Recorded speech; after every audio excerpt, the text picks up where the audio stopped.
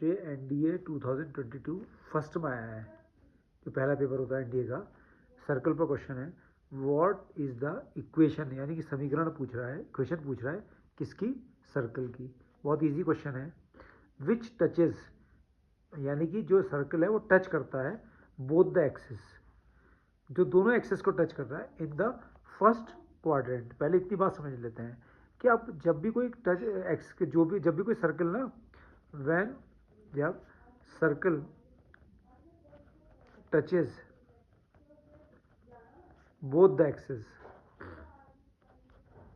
किसी भी एक्सिस में both the axis, both the axis का मतलब x axis and y axis, मतलब सर्कल जो है वो एक्स एक्सिस को भी टच कर रहा है और वाई एक्सिस को भी टच कर रहा है।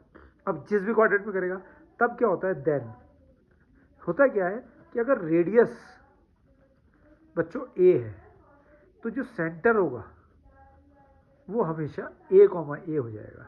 इस बात का ध्यान रखेंगे आप। अगर ये फर्स्ट क्वाड्रेंट में तो ऐसा होगा, अगर सेकंड क्वाड्रेंट होगा तो ये रेडियस सेंटर के जो कोऑर्डिनेट्स है वो चेंज हो जाएंगे, यानी कि माइनस और प्लस हो जाएंगे। अगर थर्ड क्वाड्रेंट होगा, सेकंड क्वाड्रेंट में क्या हो जाएंगे, माइनस, सॉरी थर्ड क्वाड्रेंट में सेंटर क्या हो जाएगा, माइनस ए कॉमा माइनस ए हो जाएगा। फोर्थ क्वाड्रेंट में सेंटर क्या हो जाएगा, प्लस का ए और माइनस का ए, फोर्थ क्वाड्रेंट में। ये फर्स्ट क्वाड्रेंट में है तो ये वाले सेंटर होंगे, सेकंड में है तो ये सेंटर होगा, थर्ड में है तो सेंटर ये हो जाएगा, फोर्थ। तो इंपॉर्टेंट बात इसमें क्या है कि अगर रेडियस ए है, अगर रेडियस 2 है तो सेंटर 2,2, अगर रेडियस 3 है तो सेंटर 3,3। अब ये कैसे होता है इसको समझ लेंगे हम, ठीक है।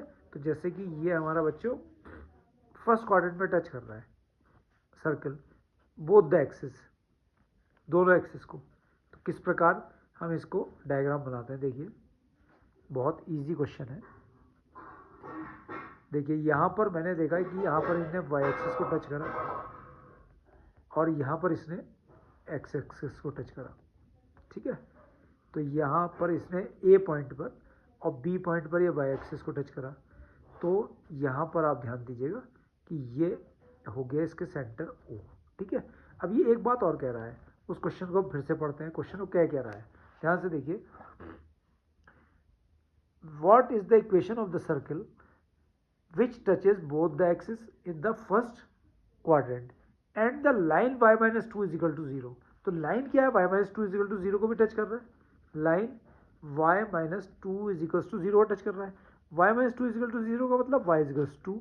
तो जो भी लाइन y से शुरू होती है, यानी कि जिसका स्टार्ट y से होता है, वो किसके पैरेलल होती है, वो बच्चों पैरेलल होती है x एक्सिस के, और x एक्सिस का उससे उसका परपेंडिकुलर डिस्टेंस कितना होता है, 2 होता है। तो यानी कि लाइन वो यहाँ पर टच कर रही है और y, ये लाइन जो है y minus 2 is equal to 0 है, ये इसको टच कर रही है, y minus 2 is equal to 0, और ये कौन से एक्सिस के पैरेलल है, एक्स एक्सिस के पैरेलल है। कहने का मतलब है कि इस लाइन का ये y minus 2 is equal to 0 जो लाइन मैंने बनाई है, ये यहाँ से इसका डिस्टेंस कितना है, 2 है। क्लियर। तो ये डिस्टेंस कितना हो गया, 2। जब ये 2 है तो ये 2, तो इसका मतलब आधा ऊपर और आधा नीचे, हाफ ऊपर हाफ नीचे, तो यानी कि ये डिस्टेंस कितना रह गया, 1 रह गया। हेलो, ये डिस्टेंस कितना रह गया, 1। तो यहाँ से यहाँ तक को अगर मैं देखूँ तो ये मुझे मिला 1, ये भी मुझे मिला 1 और ये 1 मिला।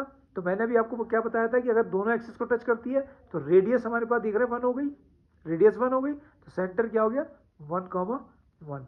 तो हमारे पास सेंटर आ गया 1,1 और रेडियस कितनी आ गई, 1। ये डिस्टेंस 2 है, तो हाफ कितनी होगी, 1, ठीक है। तो ये 1 होगी। तो सेंटर क्या है हमारे पास, सेंटर आ गया हमारे पास 1,1 और रेडियस आर जो हो गई वो हो गई 1। तो इक्वेशन क्या होगी सर्कल की, equation of circle x minus h का whole square plus y minus k का whole square is equal to r square. तो इसका मतलब हो गया x माइनस 1 का whole square plus y minus 1 का whole square is equal to r square. तो x square plus 1 minus 2x plus y square plus 1 minus 2y is equal to, इस r की जगह क्या रखेंगे, 1 का स्क्वायर, 1 से 1 कैंसिल हो गया। तो इक्वेशन ऑफ सर्कल आ गया x square plus y square minus का 2x माइनस का 2y और प्लस का 1 इज इक्वल टू 0। तो इसमें कॉन्सेप्ट क्या ध्यान रखना है कि अगर कोई भी सर्कल दोनों एक्सेस को टच करेगा तो जो उसका रेडियस होगी, मान लो रेडियस 1 है तो सेंटर 1,1 हो जाएगा, अगर रेडियस 2 है तो सेंटर 2,2 हो जाएगा। ये इसका कॉन्सेप्ट है।